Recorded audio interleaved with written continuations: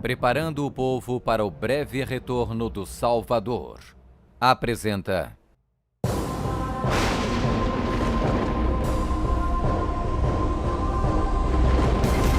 quem é a besta citada no livro do Apocalipse.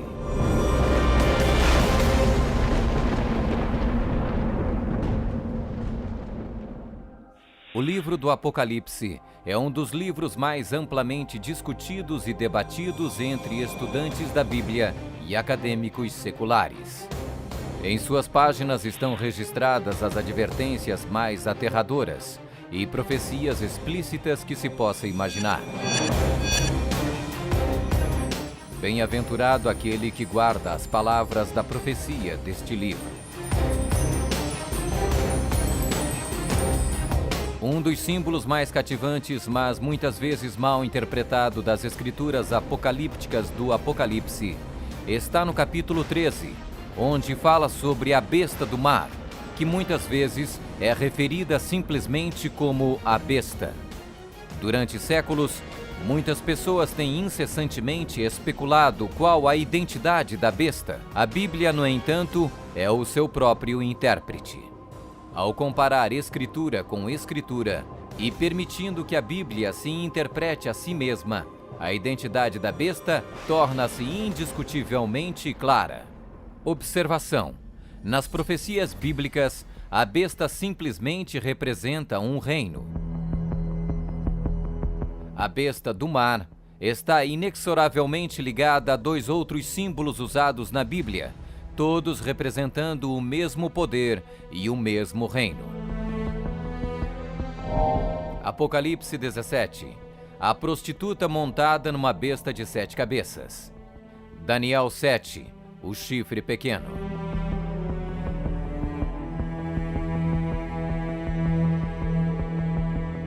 Quando comparamos Escritura com Escritura, a identidade deste poder anticristo torna inevitavelmente óbvio. 15. Características que identificam o poder da besta.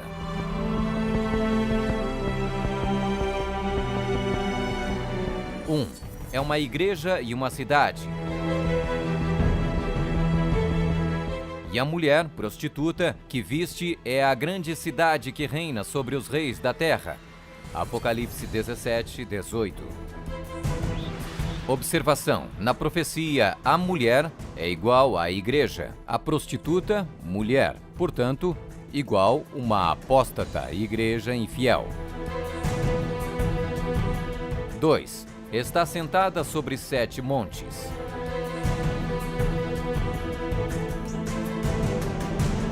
Aqui está a mente que tem sabedoria. As 7 cabeças são 7 montes, sobre os quais se senta a mulher. Apocalipse 17, 9.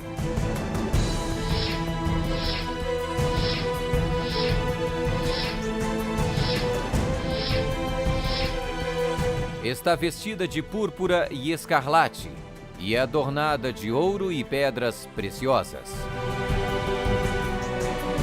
A mulher, igreja, estava coberta de púrpura e escarlate, e adornada de ouro, de pedras preciosas e pérolas. Apocalipse 17, 4. 4.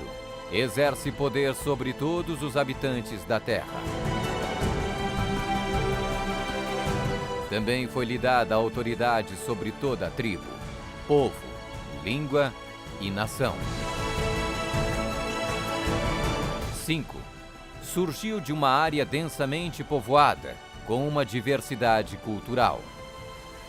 Também disse-me: as águas que viste, onde a prostituta se senta, são povos, multidões, nações e línguas. 6. Completamente erradicou 3 reinos quando subiu ao poder. Atentando nesses chifres, reparei que nascia de entre eles um outro mais pequeno, e que na sequência disso, 3 outros foram arrancados, com a raiz e tudo, para lhe deixar espaço. Observação: na profecia, o chifre igual um rei, reino. 7. Faz guerra com os santos. Vi a mulher embriagada com o sangue dos santos e com o sangue dos mártires de Jesus.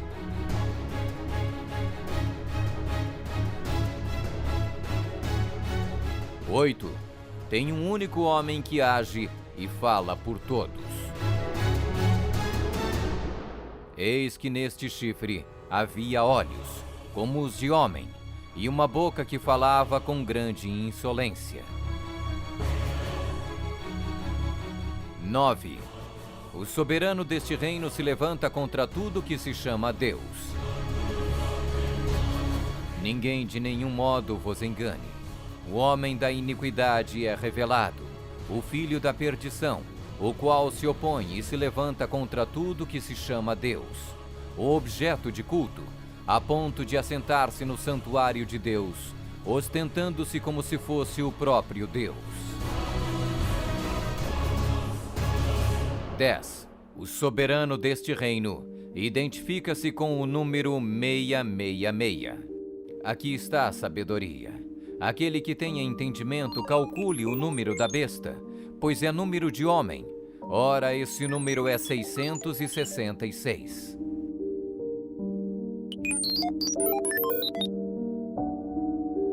11. Fala arrogâncias e blasfêmias. Foi-lhe dada uma boca que proferia arrogâncias e blasfêmias. 12. Tentou mudar o calendário e a lei de Deus. E cuidará em mudar os tempos e a lei.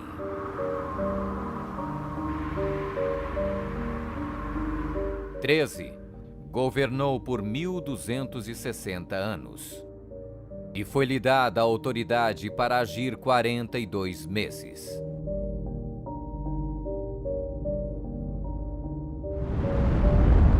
Observação: um dia profético igual um ano literal. Ano lunar, 354 dias. Ano solar, 365 dias.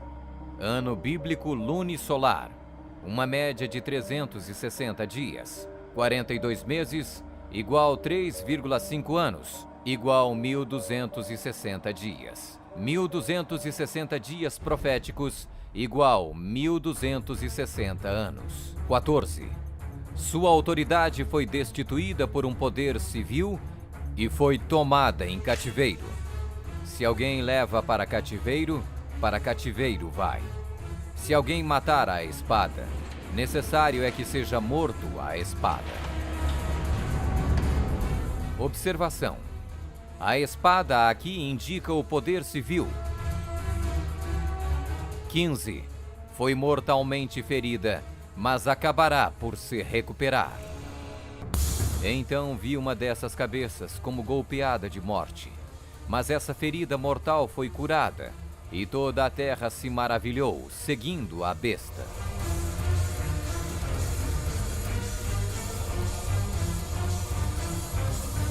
É uma igreja e uma cidade. Está sentada sobre 7 montes. Está vestida de púrpura e escarlate, e adornada de ouro e pedras preciosas. Exerce poder sobre todos os habitantes da terra. Surgiu de uma área densamente povoada, com uma diversidade cultural. Completamente erradicou 3 reinos quando subiu ao poder. Faz guerra com os santos. Tem um único homem que age e fala por todos. O soberano deste reino se levanta contra tudo que se chama Deus.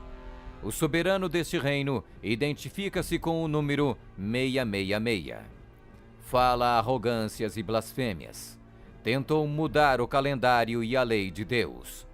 Governou por 1260 anos. Sua autoridade foi destituída por um poder civil e foi tomada em cativeiro. Foi mortalmente ferida, mas acabará por se recuperar. Somente um poder na história corresponde com todos estes detalhes da descrição profética. A Igreja Católica Romana. Vamos conferir. A Igreja Católica Romana.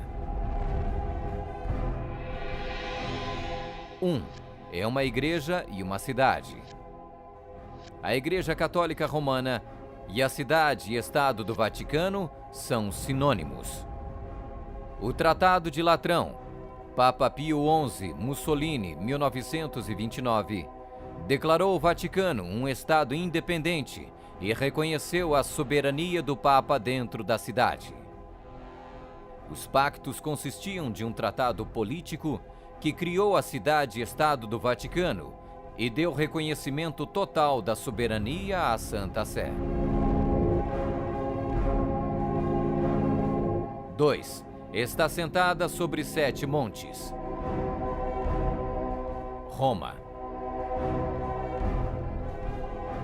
A cidade das 7 colinas.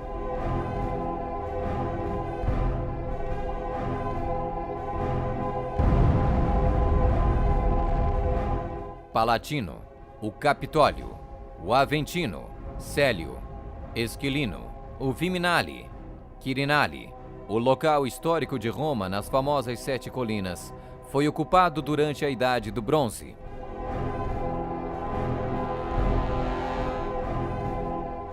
3. Está vestida de púrpura e escarlate e adornada de ouro e pedras preciosas. A cor para os bispos e outros prelados é púrpura, para os cardeais é escarlate. A cruz peitoral deve ser feita de ouro e decorada com pedras preciosas. Observação: havia 4 cores determinadas por Deus para serem usadas pelos sumos sacerdotes: ouro, azul, púrpura e carmesim. Disse o Senhor a Moisés: fala aos filhos de Israel e diz-lhes que nos cantos das suas vestes façam borlas pelas suas gerações, e as borlas em cada canto presas por um cordão azul. E as borlas vos serão, para vendo-as, vos lembreis de todos os mandamentos do Senhor, e os cumprais. E não seguirei os desejos do vosso coração, nem os dos vossos olhos, após os quais andais adulterando, para que vos lembreis de todos os meus mandamentos e os cumprais, e santos sereis a vosso Deus. 4. Exerce autoridade sobre todos os habitantes da terra. Nós definimos que a Santa Sé Apostólica e o Pontífice Romano têm a supremacia sobre todo o mundo, sobre o qual não existe autoridade superior. O Papa Gregório se declara como direto herdeiro da comissão ilimitada sobre todas as almas. 5. Surgiu de uma área densamente povoada com uma diversidade cultural. A Igreja-Estado Católica Romana surgiu do meio de 10 tribos, monarquias originais da Europa. Anglo-saxões, Inglaterra; germanos, Alemanha; visigodos, Espanha; francos, França; lombardos, Itália; burgundos, Suíça; suevos, Portugal; érulos; ostrogodos; vândalos;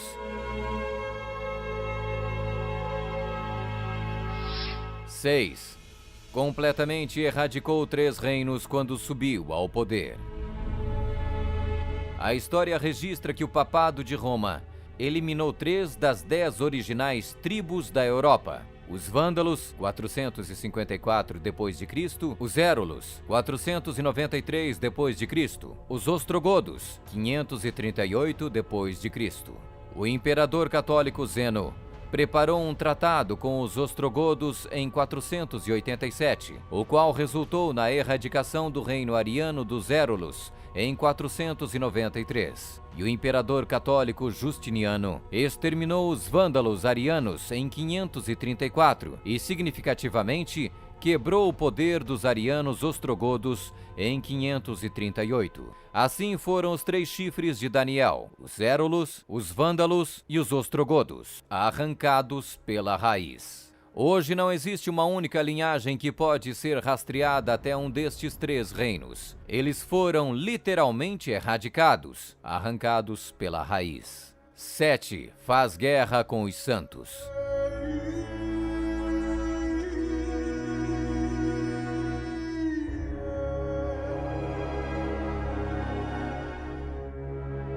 Que a Igreja de Roma derramou mais sangue inocente do que qualquer outra instituição que tenha existido na humanidade não será colocado em dúvida por nenhum protestante que possua bons conhecimentos de história. É impossível formar uma ideia completa do enorme número de vítimas, e é quase certo não existir poder de imaginação capaz de compreender adequadamente seu sofrimento.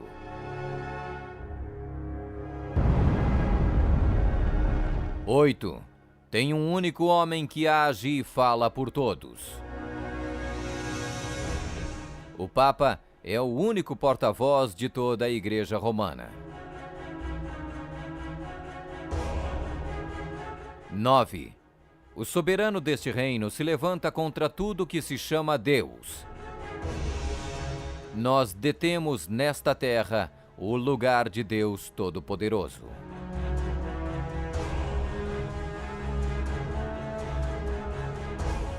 10. O soberano deste reino identifica-se com o número 666.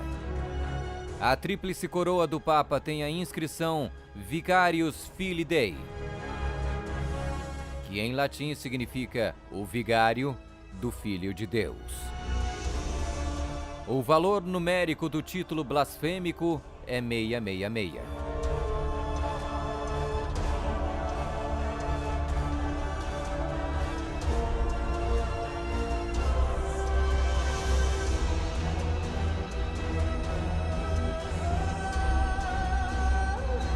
11. Fala arrogâncias e blasfêmias.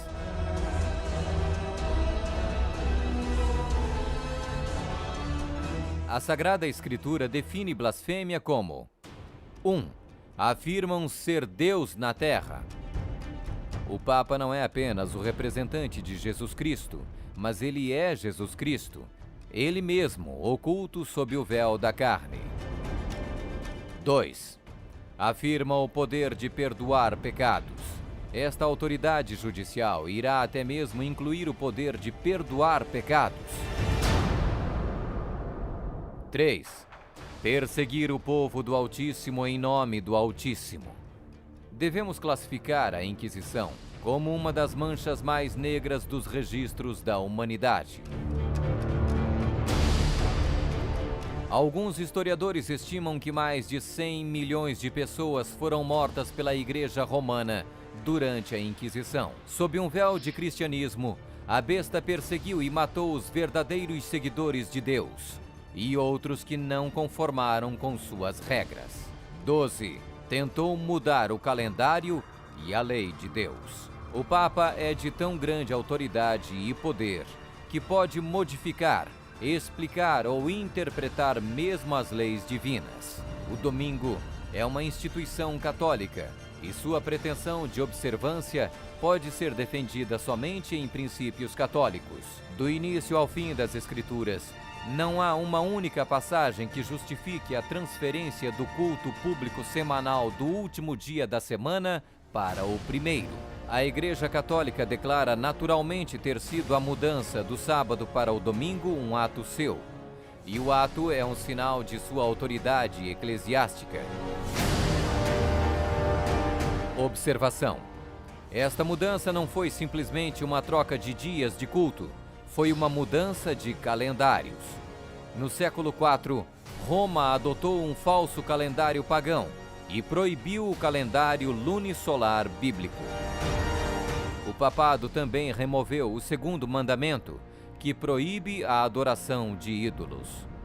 A fim de manter 10 mandamentos, eles dividiram o 10º mandamento em 2 partes. 13. Governou por 1260 anos. 538 d.C.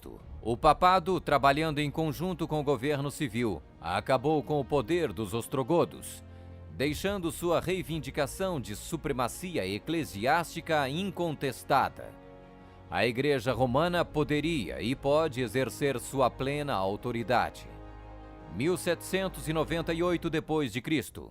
Em 1798, o general Berthier da França fez a sua entrada em Roma, aboliu o governo papal e estabeleceu um secular. O papado governou durante exatamente 1260 anos, a partir de 538 até 1798. 14. Sua autoridade foi destituída por um poder civil e foi tomada em cativeiro.